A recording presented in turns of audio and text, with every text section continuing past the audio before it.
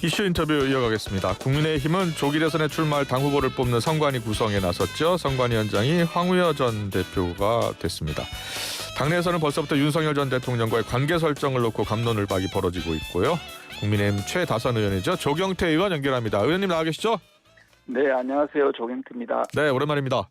네네. 예, 국민의힘 내부에서요. 윤 전 대통령의 탈당을 요구하는 목소리가 나오고 있다고 하는데 당내에서 어느 정도입니까? 저는 윤 전 대통령하고의 가깝거나 또 가까운 분도 계시고 또 그렇지 않은 분도 계시지만 과연 어떻게 하는 것이 국민의힘을 살리는 길인지를 좀 잘 살펴봐야 된다 생각하고요. 정당이라는 것은 어떤 특정인을 위한 정당이 아니지 않습니까? 정당은 항상 국민을 위해야 되고 또 궁극적으로는 정권을 창출해야 된다고 생각합니다. 이 방송을 듣고 계시는 혹시 보수를 지향하는 국민들이 계시면 뭐 한번 좀 잘 이 부분에 대해서 참조하시면 좋겠다. 결국은 정권 창출을 위해서 우리는 현명한 선택을 할 수밖에 없지 않을까 생각합니다. 그럼 정권 창출을 위해서는 반드시 윤 전 대통령과 절연해야 한다. 그렇지 않으면 이길 수가 없는 선거가 될 것이다. 이번에 재보궐선거가 있었지 않습니까? 재보궐선거 결과가 아마 이번 대선에 어떤 그 척도가 될 수 있다 이렇게 보고 있거든요. 이대로 국민의힘이 그냥 가면은 이대로 폭망한다 이렇게 봅니다. 그 경남 거제시장 보궐선거에서 무려 18% 차이로 민주당에게 국민의힘이 졌거든요.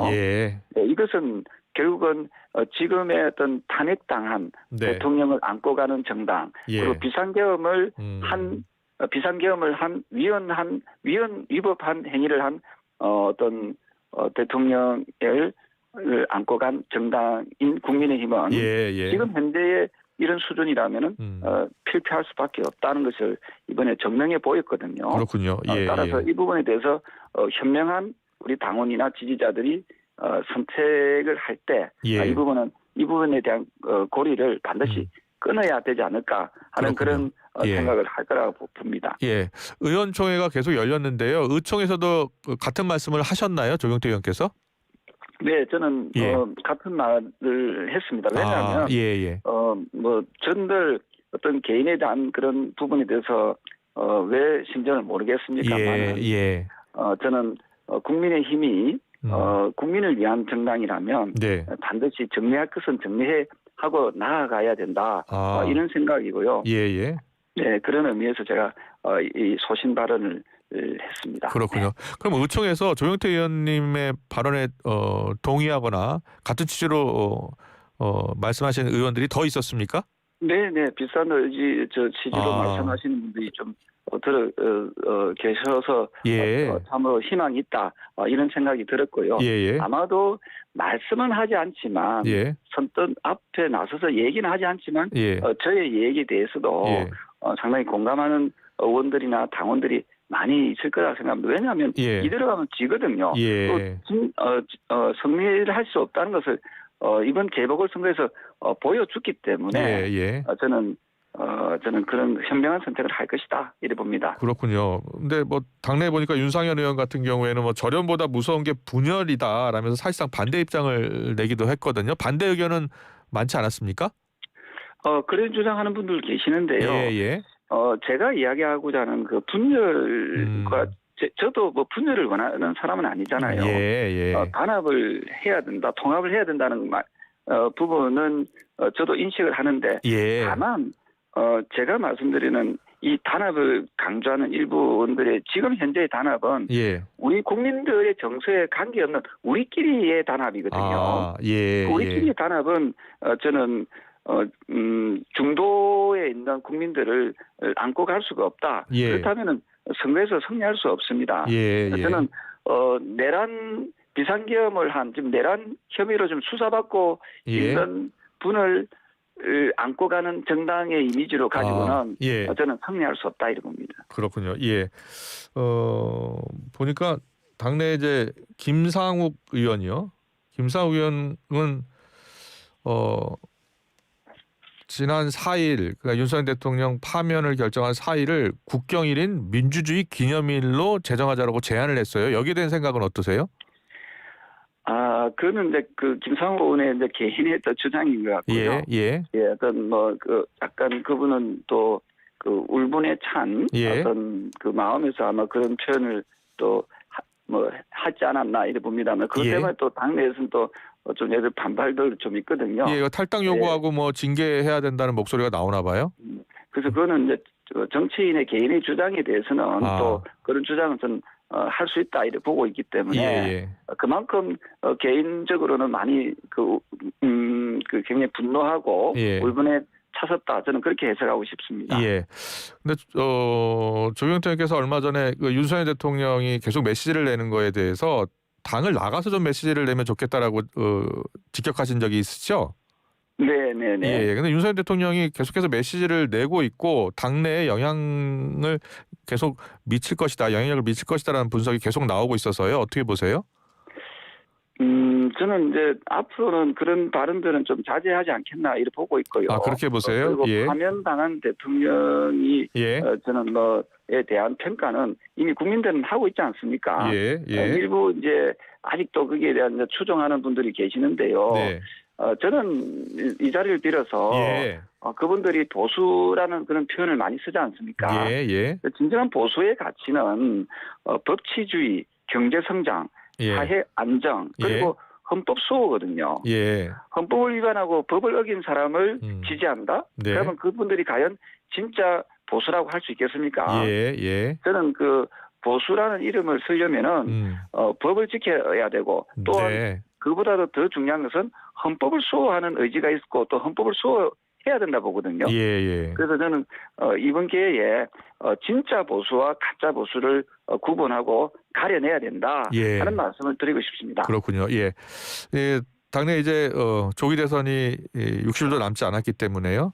황우여 선관위원장이 이제 선임이 됐고 이제 남은 이제 절차 후보 선출 과정 절차가 진행될 텐데 여기에도 윤심이 큰 영향을 미칠 것이란 분석이 많던데 그렇게 보세요? 선관위 구성을 보면은 사실 친윤 일색이라는 그런 또 비판의 목소리, 염려의 목소리가 있거든요. 저는 황우여 선관위원장께서 상당히 좀 양심적으로 살아오신 분이기 때문에 저는 공정하고 아주 공평정당하게 잘 할 거라고 보고 있거든요. 그런 우려가 없기를 우려가 그냥 기우이길 바라고요. 저는 공정한 경선 관리, 경선 룰을 정해서 진정으로 정권 창출할 수 있는 인물이 후보로 선출되기를 진심으로 바랍니다. 국민의힘이 조기 대선을 앞두고요. 당론 반대, 후보 비난을 해당 행위로 규정을 했잖아요. 그래서 예를 들어서 향후 대선 과정에서 이 같은 행위에 대해서 이제 엄중 대응하겠다는 건데, 우리 의원님을 향해서는 당론을 좀 깃털같이 않다 알고 있다, 좀 비난하는 목소리도 나오고 있는 것 같아요. 글쎄요, 그 헌법의 가치를 지켜나가는 것이 우리 당헌에 또 나와 있거든요. 그 헌법의 가치를 지키지 못한 윤석열 대통령에 대해서는 왜 한마디도 안 하는지 모르겠어요. 헌법 수호를 깃털같이 생각하면 되겠습니까, 우리 당이? 그리고 당론이라는 것이 헌법의 테두리 내에서 있어야 되는 거 아닙니까? 저는 이번에 8대0이라는 헌법재판소의 그 판결 그것은 결국은 윤석열 대통령의 비상계엄이 잘못됐고 또 탄핵이 옳았다는 것을 보여주는 거 아닙니까? 그렇다면은 우리 당에서도 이제는 제발 좀 이성을 좀 되찾아서 헌법의 가치를 좀 지키려고 노력을 해야 된다. 당론도 그 헌법의 가치 안에서 헌법의 테두리 내에서 만들어지는 것이 저는 올바르라고 이렇게 보고 있고요. 그렇게 생각합니다. 그렇군요. 보니까 이제 경선 룰이 지금 당심 50%, 민심 50% 방식을 유지할 것이라는 전망이 나오고 있는데 경선 룰에 대해서는 어떤 생각이세요? 저는 어떤 좀 민심이 국민의 마음이죠. 민심이 좀 잘 반영될 수 있는 그런 룰이길 바라고요. 민심이 100% 정도 반영돼야 한다라는 주장이 나오나 봐요? 100%까지는 아니더라도요. 예. 당원들의 어떤 그 당심도 많이 있어야 되지만 네. 민심도 좀 많이 반영됨으로써 정말 경쟁력 있는 후보 그렇지 않습니까? 예, 이 방송을 듣고 계시는 예. 보수를 지향하는 국민들께서도 네. 정권 창출을 하기 위해서는 네. 가장 경쟁력이 있는 승리할 수 있는 이길 수 있는 후보를 선출하는 그 방법을 저는 모색해야 된다 이런 생각입니다. 기계적으로 5대5, 8대2 이것보다도 예. 어쨌든 가장 경쟁력이 있는 후보를 선출하기 위한 그 룰을 어떻게 정해낼 것인가 하는 고민을 선관위원들이 밤을 새서라도 저는 그 고민은 해야 된다 이렇게 봅니다. 그렇군요. 예. 지금 현재 룰은 당심 50%, 민심 50% 방식이죠? 네, 그렇습니다. 예. 아마 당심 50, 민심 50 예. 해서 선출하는데 그 방식으로 과연 우리가 승리할 수 있는지에 대해서도 네. 좀 더 과학적으로 분석을 하고 그런 부분에서 깊은 고민들을 좀 했으면 좋겠다 이 말씀드립니다. 예. 그렇다면 지금 민주당은 이재명 대표가 후보로 될 가능성이 가장 높은 상황인데요. 이재명 대표와 경쟁할 수 있는 경쟁력 있는 후보는 어떤 후보가 돼야 된다고 보세요? 결국은 크게 두 가지거든요. 예. 하나는 깨끗한 후보여야 되지 않겠습니까? 네. 국민 여러분 그렇지 않습니까? 예. 깨끗한 후보여야 된다는 말은 뭐냐면 사법 리스크가 없어야 됩니다. 네. 사법 리스크가. 예. 자, 두 번째는 정정당당한 후보, 정의로운 후보여야 됩니다. 네. 즉 비상계엄에 대해서 비상계엄은 위헌이다, 위법이다라고 헌법재판소에서 판결하지 않았습니까? 네. 그럼 비상계엄을 옹호하는 후보는 절대로 되면 안 되지요. 네. 예. 그는 헌법 정신을 위반하는 어떤 후보이기 때문에 그렇습니다. 예. 따라서 저는 헌법 정신을 수호하는 후보면 좋겠다. 아마도 우리 15명 후보 모두가 아마 제 이야기는 동의할 겁니다. 헌법을 부정하는 후보는 없을 거라고 저는 생각을 하기 때문에 헌법 정신을 잘 지켜내는 그런 후보이면 좋겠다. 이런 말씀을 드리고 싶습니다. 그렇군요. 그런데 뭐 한동훈 전 대표 얘기를 잠깐 해볼게요. 한동훈 전 대표는 이제 탄핵에 찬성한 대표였고 그런데 배신자 프레임으로 지금 공격을 받고 있잖아요. 특히 TK 지역에서 이런 정서가 강한 것으로 전해졌는데요. 어떻게 생각하세요? 아마 TK 이 방송을 듣고 계시는 TK 시민 여러분들께서는 제가 이렇게 쭉 보면은 상당히 전략적 선택을 참 잘 하시는 것 같습니다. 그래서 아마도 깊이 고민하고 생각을 할 것이다 이렇게 보고 있거든요. 사실은 배신자 프레임을 일부 정치인이 그렇게 만들어낸 거지만은 사실은 그 한동훈 전 대표 같은 경우에는 헌법 수호를 위해서 어떤 나왔던 불가피한 선택이었다 이래 보고 있고 그리고 TK 쪽에 대구 경북에 있는 시민들 역시도 시간이 지날수록 거기에 대한 고민들을 좀 많이 하지 않을까. 저는 그분들은 상당히 현명한 선택을 할 것이다 이래 봅니다. 네. 자, 그렇게 말씀하신 깨끗한 후보, 사법 리스크 없는 후보, 또 정정당당한 후보가 선출이 된다면요. 국민의힘 대선 후보로 선출된다면 이재명 대표와의 경쟁에서 승리할 수 있다고 보세요? 저는 승리할 가능성을 매우 높일 수 있다 이래 봅니다. 제가 뭐 승리할 수 있다 이런 것은 좀 굉장히 좀 오만하게 들리지 않겠습니까? 저는 국민의힘에 대한 그 국민들의 기대치도 저는 많이 높다 이래 보고 있거든요. 또 국민들께서는 깨끗한 후보를 뽑으려고 하실 겁니다. 저는 사법 리스크가 없는 후보에 대해서 국민들이 기대할 거고요. 그리고 또한 정치가 앞으로 미래를 위해서 좀 나아갈 수 있도록 하는 데 있어서 어느 정도의 어떤 시대 교체, 세대 교체도 아마 염두에 두고 있을 것 같고요. 또한 6공화국에 대한 그 어떤 피로도가 매우 높다 이래 보고 있거든요. 7공화국으로 가기 위해서 과연 어떤 인물이 어떤 후보가 어떤 단호하게 개헌을 할 수 있느냐, 개헌을 실천할 수 있는 후보냐 이런 부분까지도 저는 국민들께서 저는 생각을 하실 거다 이래 보기 때문에 저는 우리 쪽에서 나오는 후보가 잘만 선출된다면은 당선 가능성을 매우 높일 수도 있다. 이런 가능성을 저는 말씀드리고 싶습니다. 그렇군요. 조경태 의원이 지금 6선입니다. 국민의힘에서는 최다선 의원인데요. 얼마 전에 우원식 국회의장이 대선 개헌 동시투표 제안을 했잖아요. 네. 예, 거기에 대해서는 어떤 생각이세요?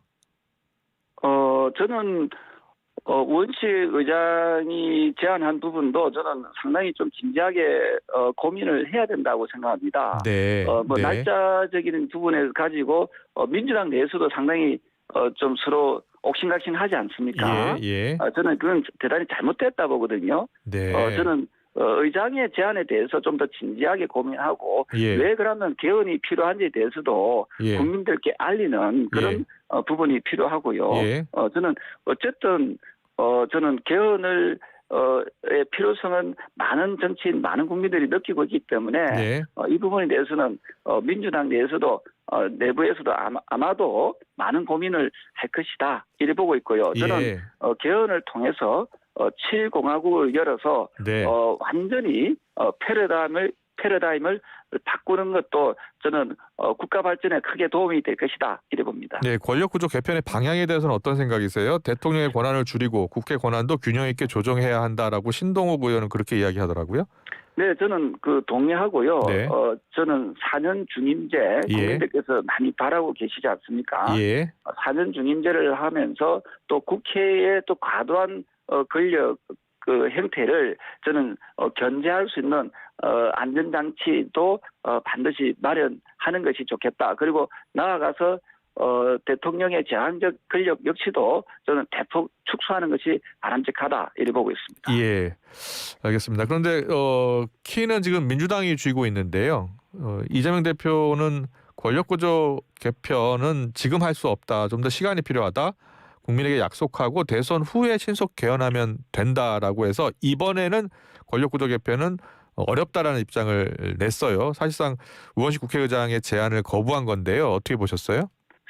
저는 대선 후에 만약에 한다 하더라도 언제까지 하겠다는 그 확실한 날짜가 나와줘야 되거든요. 예. 대선 후라면 좀 상당히 좀 언제인지 이게 잘 판단이 안 되거든요. 그래서 구체적으로 뭐 2년 후까지 하겠다, 1년 후에 안에 하겠다 이런 표현들이 좀 나와주는 것이 저는 국민들한테 설득력이 있고 믿음을 줄 수 있다 이래 보고 있습니다. 그래서 따라서 저는 권력구조의 형태를 바꾸기 위한 개헌 논의를 물론 후보들이 아마 이번 대선 공약에 다 낼 거라고 보고 있거든요. 네. 그것이 조금 더 구체화되는 것이 좀 좋겠다 이런 생각을 합니다. 네. 잘 들었고요. 이재명 대표가 지금 공직선거법 2심에서 무죄를 지금 선고받은 상황이잖아요. 예, 앞으로 향후 전국에서 어떤 영향을 미칠 것으로 보시고 국민의힘은 어떻게 대응해야 된다고 보세요? 2심 무죄에 대해서 국민들께서 상당히 좀 아쉬워하는 분들도 많이 계시거든요. 하지만 그게 우리가 너무 또 집착하면은 또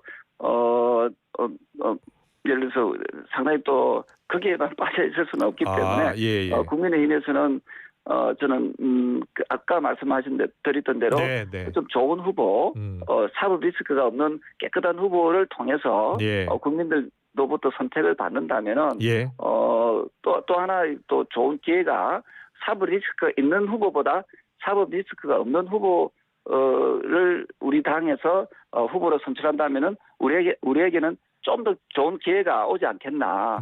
국민들께서는 현명한 선택을 할 것이다. 저는 그렇게 보고 있습니다. 네. 오늘 뉴스 보니까 김경수 전 지사가 한동훈 전 대표에게 대선 불출마 선언을 해야 한다라는 글을 올렸더라고요. 어떻게 생각하세요? 글쎄요. 김경수 전 지사는 그때 부정선거 드루킹입니까? 예. 그것 때문에 그 감옥에 갔다 오신 분 아닙니까?